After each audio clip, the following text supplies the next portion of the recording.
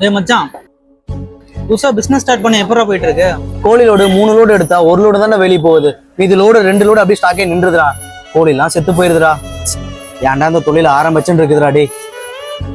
டேய் மச்சான், இந்த வளர்ம சிக்கன் சென்டர் இருக்குல்ல, அங்க ஓனர் டிக்கோட்டு சேலம், மதுரை, பொள்ளாச்சி எல்லாமே பெரிய பெரிய பிரான்ச்சஸ் கொடுத்து வச்சிருக்காருடா. அது மட்டும் இல்லாம உனக்கு கஸ்டமர் முடிச்சு தருவாரு. அவருக்கு ஒரு கேட்டு பார்க்கலாம்ல. ஓனர் கிட்ட தானே அவர் லோடு எடுத்துட்டு இருக்காரு. நான் போய் கேட்டா தப்பாயிராது. டேய் மச்சான், எவன் எப்படி போனா உனக்கு என்ன?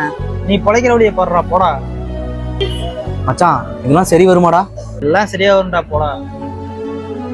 சரி மச்சான், நான் கேட்டு பாக்குறேன்டா.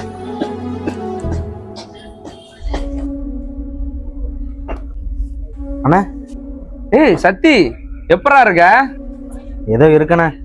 ஆமா, புதுசா நீ பிசினஸ் ஆரம்பிச்சேன்னு உங்க ஓனர் சொன்னாரு. பிசினஸ்ல எப்படி போயிட்டு இருக்கு? அண்ணா, பிசினஸ் பத்தி பேசலாம் தானே உங்ககிட்ட வந்தப்ப. சொல்றா. அண்ணா, என்கிட்ட சரக்கு எடுத்துக்கிறீங்களாண்ணே? தம்பி, இந்த கடை நான் ஆரம்பிச்சதுல இருந்து உங்க ஓனர்ட்ட தான் எல்லா சரக்கு எடுத்துட்டு இருக்கேன். உன்கிட்ட எடுத்துக்க சொல்றேன். அண்ணா, நான் கிலோ 5 ரூபா கம்மி பண்ணி கொடுக்குறேன்னு எடுத்துக்கோங்கண்ணே. சத்தி, ஏணி போட்டு மேலே ஏறலாம்டா. ஆனா ஏணி போட்டவ மேலேயே ஏணி தள்ளி விடுற பாத்தியா? அது ரொம்ப தப்புடா. அண்ணா, எனக்கு வேற வழி தெரிலண்ணே. உனக்கு என்ன கஸ்டமர் தானே இல்ல? ஆமாண்ணே. நான் புடிச்சு கொடுக்குறேன் போ. சரி சத்தி.